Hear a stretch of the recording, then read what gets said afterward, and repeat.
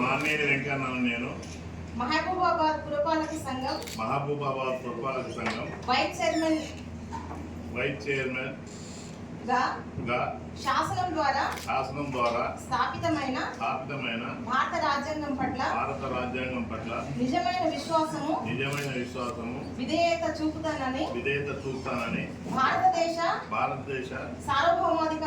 సార్వభౌమాధికారాన్ని సమగ్రతను కాపాడుతానని